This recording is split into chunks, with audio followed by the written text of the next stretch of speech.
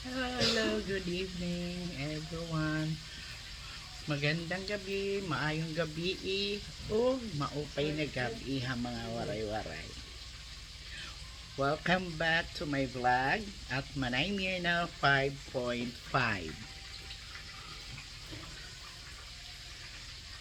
Another day, another vlog. So, samahan nyo ako ngayon dito sa aking kusina. Ngayong gabi magluluto ako ng ang aming dinner. Hindi lang palagi sa umaga, kundi pati sa gabi tayo. Tingnan nyo, oh, maaraw pa, ha? Maaraw pa, pero it's already 6:30. Ayan, 6:30 in the evening. So, samahan nyo akong magluluto tayo ngayon ng ginataang gulay. Mayroon tayo dito beans, kalabasa, talong, at isang can ng nyug. Ito ang ating nyug dito. So, samahan nyo ako, magluluto tayo. At the same time, yung mga bata, nilulutuan ko rin ng chicken nila kasi alam nyo naman hindi yan kakain. So halika, magluto tayo, samahan niyo ako.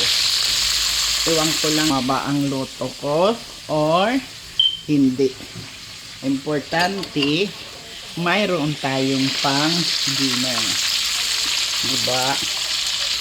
Ako ginagawa ko dito, nagigisa muna ako dahil hindi naman yung natin. Wala naman tayong nyug na maayos. So nagigisa muna ako ng pasensya na sa kawali ko. Itong gusto kong kawali kasi hindi nadikit. Saka ang kulay talaga nito ay itim. Yan, saka kukuskus ko nagiging puti yung dough kasi minsan nasusunugan ng pagkain. So nagigisa muna ako. Ginigisa ko ito hanggang mabango na siya at medyo luto na. Pinagsasama-sama ko na yan kasi kung iniisa-isa ko nasusunog na yung iba at saka yung iba hindi pa. So ganyan ang ginagawa ko. Tapos ito, oh, double job tayo. Nilalagyan ko na yan ng ganyan kasi diba umiikot ang frying pan ko na yan. So ito, pag man ganyan na, mabango na dito sa loob ng bahay namin. Hindi pa yan na yung pero mabango na kami. Hintayin ko lang na medyo mapusyaw ang sibuyas kasi hindi pwedeng masunog ang lasuna. Ano bang lasuna? Ang garlic at saka ang ginger, kaya pinagsasama-sama ko yan. Tapos ang mga gulay, inuuna ko muna ang kalabasa. Sayang hindi ko na ipakita sa inyo na ang kalabasang ito parang hindi kalabasa kanina. Kasi parang iba ang hitsura. Wala akong nakita na kalabasa doon sa Walmart na yung kalabasa talaga ba na parang sa atin. Ito lang yung nakita ko. So inuuna ko muna ang kalabasa kasi maano siya, mas matigas.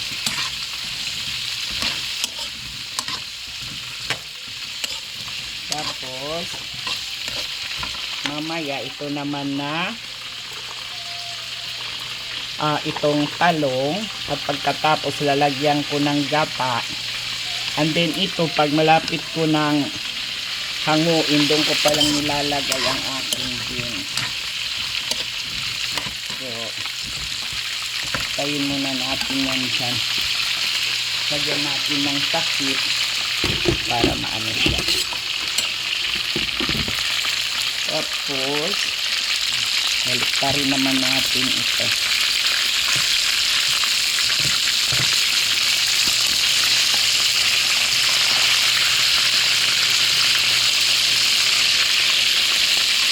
May luto na ako dito na chicken.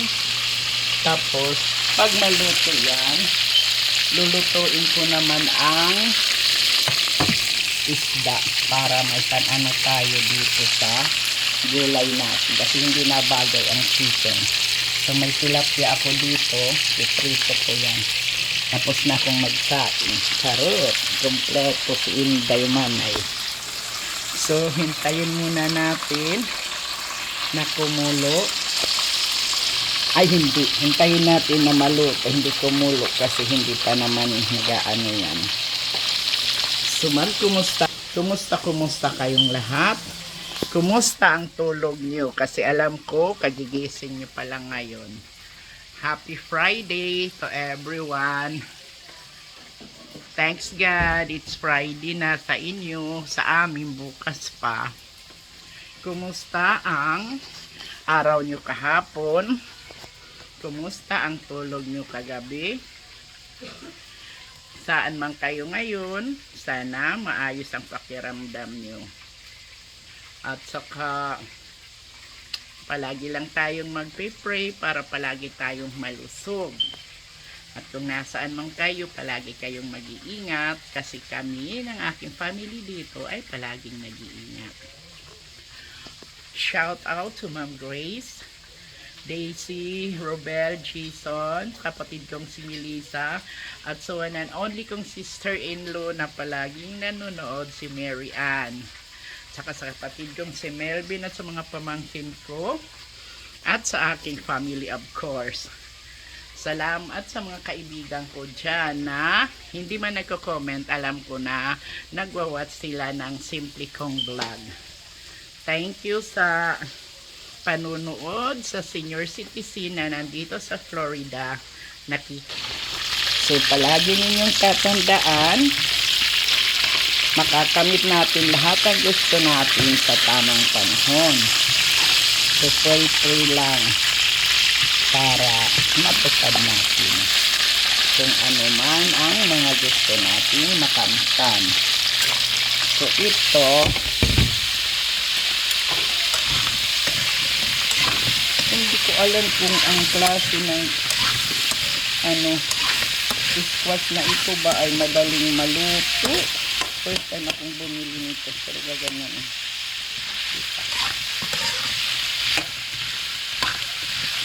Tapos iyan ko ng konting tubig muna bago ang talong.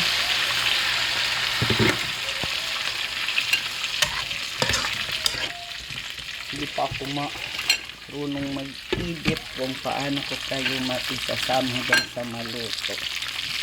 Pero ito hanggang natin.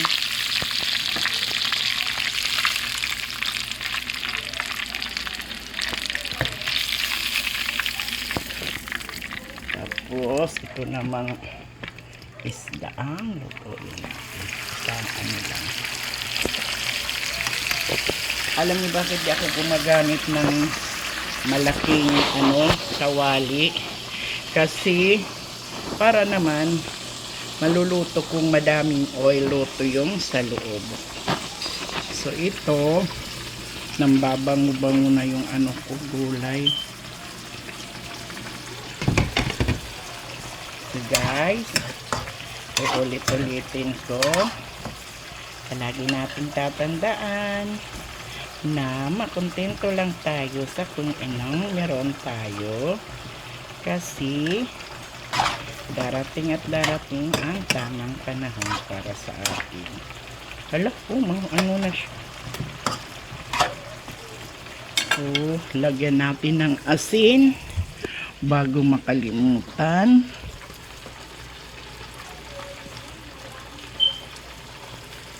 At saka konting paminta.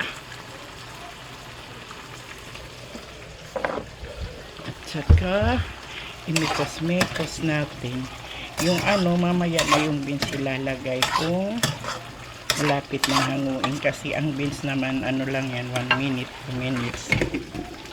So ayan, hintayin natin na kumulo.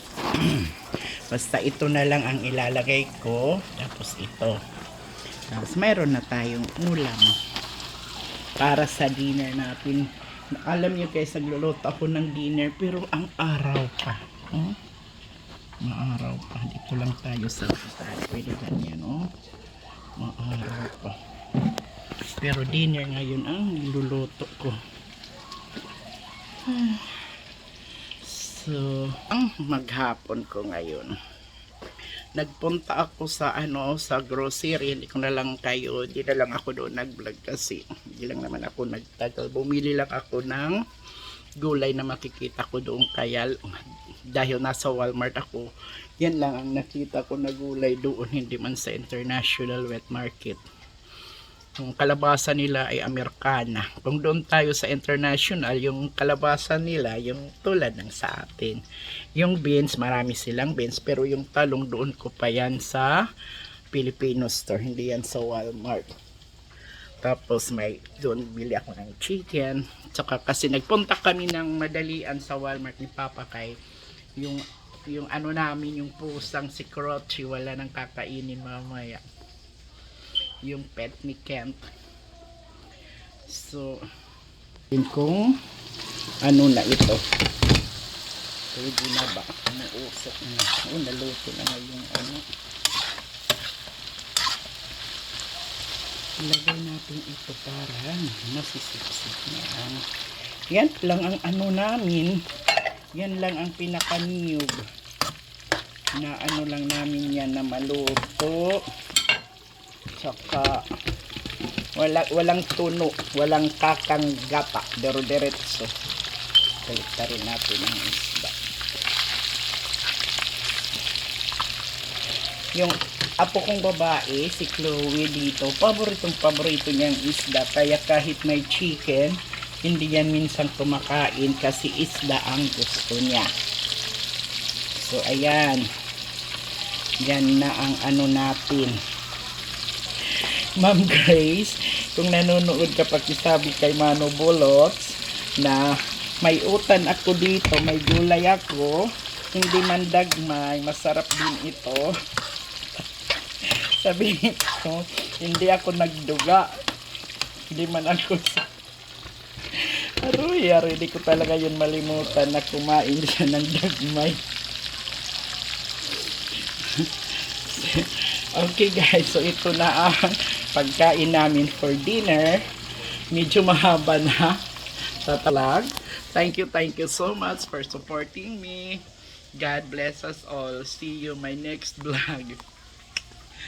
Luto na rin kayo ng breakfast niyo. Bye!